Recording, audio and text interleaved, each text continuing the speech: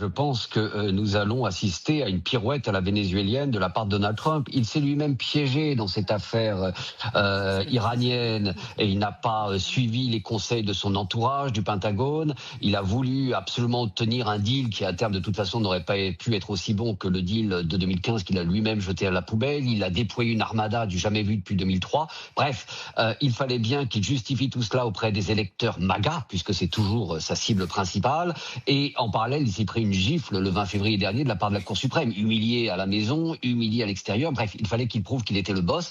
Donc, sans aucune stratégie, il est passé à l'action, une guerre inutile et, comme vous l'avez dit, qui visiblement ne peut mener, si ce n'est à une défaite en tout cas, qu'à un retour aux États-Unis bredouille. Quelles sont les perspectives? Continuer à bombarder? Visiblement, le régime des Mollahs tiendra.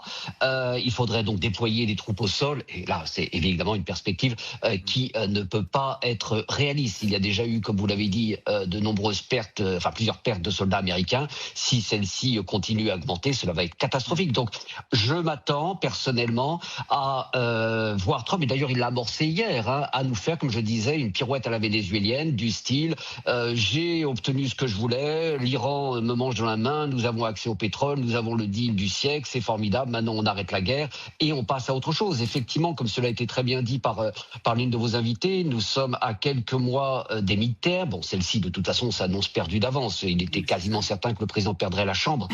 Mais ça, c'est un petit peu une tradition pour le pays, le parti au pouvoir aux États-Unis avec les midterms.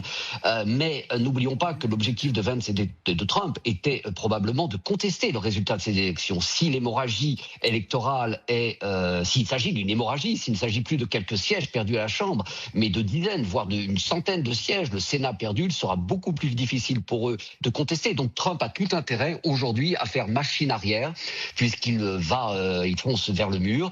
Le pétrole, l'essence augmente. Ses électeurs se sentent floués par un président qui avait promis de ne pas entraîner le pays dans une de ces guerres style Irak, Iran.